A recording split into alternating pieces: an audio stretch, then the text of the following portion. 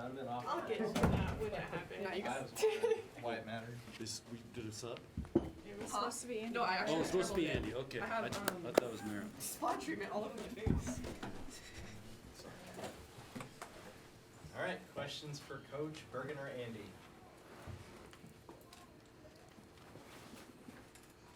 With John, with the Florida A&M, like the athletes they have and how they played, are they like a typical first round, or are they different from a typical first round team? They've got athletes. They're coaches from Turkey, so they play an international kind of style of volleyball.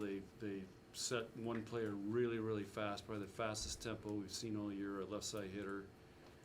And they're running a 6-2, which a lot of teams do, and they run players all over. So they're probably not as refined as a lot of the Big Ten teams because they're running all these patterns and everything. So, but to do that, you got to pass. So the key for us will be, can we serve them and get them out of system all the time and take all that away?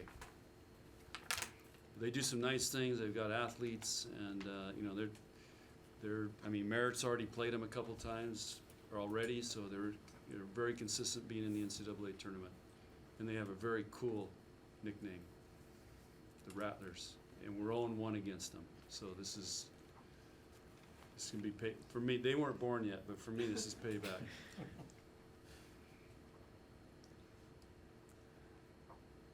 Bergen, after the SMU loss, there's a lot of talk of what you learned from that, how you move on, how it's a reset. After the Penn State match, what did you take from that match that you can use now in the postseason? Yeah, I think we just learned a lot about ourselves and just there's always going to be things we can get better at, and I think that we kind of went on a streak there where we weren't losing a lot of sets, didn't lose games for however many games it was, and so I think it was just kind of a reminder to ourselves to come in every single day, work every day, and that we're not invincible and we're going to have to work really hard, and there's a lot of good teams this year. So I think it was good for us. I think that we needed a little gut check, and I think that it'll kind of propel us forward in the tournament. Andi, now that you've been through the tournament once, how do you approach your second go around going into the postseason? I think the exact same. Obviously, postseason, we've talked about it. It's like the third season of season, and everyone's 0-0 now, and the game forgets. So, not that we're going to forget everything that we've done leading up to this point, but also at the same time, it doesn't matter that we had such an amazing season, like we were Big Ten champs. Everyone forgets it now because it's postseason, and so just going in with that mindset, the game forgets, and this is a brand new season. Everyone's 0-0. Coach, talking about, the third part of the season, just what does the week look like from Sunday night till tomorrow night, just from a preparation standpoint?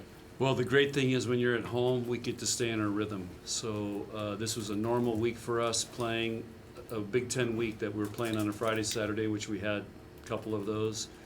So we're prepared for this. We know what it is. We know what it's like to go back to back. And for us, that's the beautiful thing about being at home. I'm hearing stories about all these charter problems and airline problems, and just think about you're trying to go and there's matches already started today. Just think about those teams trying to, get to that school and play today. So it's routine for us, and we love routine. And what have you seen different from the sophomores now this week, preparation heading into their second tournament? I don't think it's been much different. Last year we were dialed in. This year they're dialed in. So I do feel like this group, we have maybe a little bit more of an edge to us than last year. Last year we were still this is kind of a fun Cinderella story, and this year there's definitely a little bit of an edge. But we're also 0-1 against the Rattlers, so. They're going to hear about. They've been hearing about it. How many times has he brought that up this week? I've heard it quite a few. Too many to count. Andi, you were one of 7 unanimous picks for the All Big Ten first team. Mm-hmm. What does that mean to you, getting that kind of respect from around the conference? It's huge, but I can't take all the credit. It's all to my teammates. I couldn't do it without them. Obviously, I don't pass, so huge shout out to my passers, and then to the setters like Bergen. I couldn't do it without her, so I can't take the credit for it. My team, my coaches, just like the support staff, it all goes to them. But it's a huge honor, and it was awesome receiving it. Coach talked about hoping Devaney can will you guys to Louisville earlier this week, but for Bergen and Andi, can you guys talk about how excited you are to come back and play in front of your home crowd? Yeah, I mean, everybody knows that there's no place like Nebraska, and getting to play at home is a huge advantage. And I don't know, having our fans behind us is just, we always love it. Running out just will never get old. And so I'm excited that we can hopefully have 4 rounds of the tournament here. And yeah, I think we're counting on our fans, and I think they got us. I second that. Bergen, Coach mentioned playing with an edge. Have you noticed that too, or where does that kind of come from? What's the driving factor behind that? Yeah, I think just like you said, last year was almost like a magical ride, a Cinderella story. We have all these young girls, whatever. So we didn't really know what to expect. And this year we're kind of coming back, and we're trying not to necessarily compare it to last year, but we also have an edge from last year, and we know that we didn't finish the season on top like we wanted to. So I'd say there's definitely just a little bit of that. Like, we want to get back to the national championship, and we want to have a different outcome this year, but also not necessarily like letting last year get to us either. Andi, what's been the conversations with Layla and Taylor, just like preparing for the NCAA tournament, and your guys, you know, with the way last year ended, just approaching it with them? Just instilling confidence in them and reminding them to have fun, because it sounds cheesy, but truly, if you're not having fun, then it's not worth it. And this is such an exciting time and an exciting point in season. And so just to enjoy it, because I think a handful of us might have lost that last season just because we put so much pressure on ourselves. And so going into this tournament, I know we really just want to have fun and enjoy it. And we have 5 seniors leaving. Yeah, I think I should know that. 5 seniors leaving, and so just really doing it for them and letting them enjoy it, and just trying to really just go out with a bang. John, you said you told the players, comparing some of the stats and results from last year to this year, and you were better. Like, what you see in a match and what you feel, do you think you're better than last season? I never feel it just because focus on point by point, but that's why we do stats and everything. And this team's playing at the highest level of any team I've coached statistically, and our competition is better than it's ever been. So this group's shown that they can play at a really high level, and it's in every area, and how we evaluate and take stats.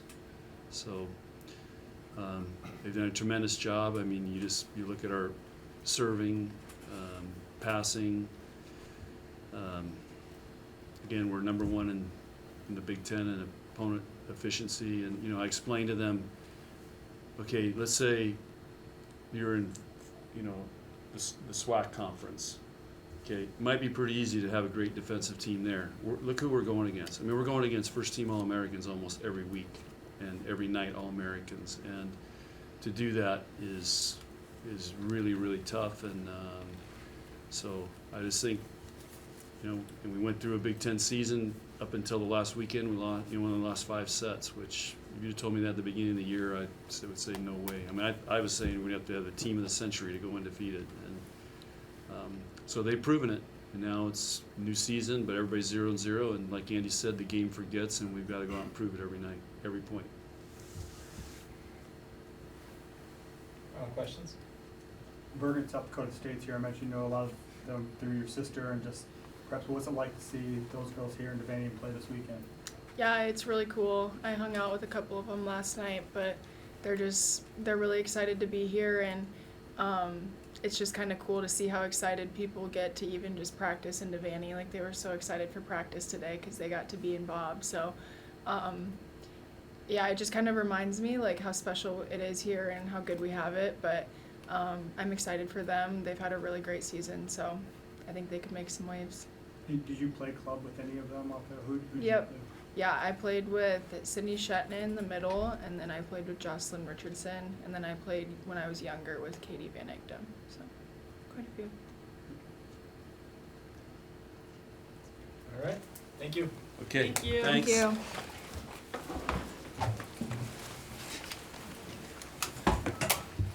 Guys have a good night. Thank you, guys. Thank you.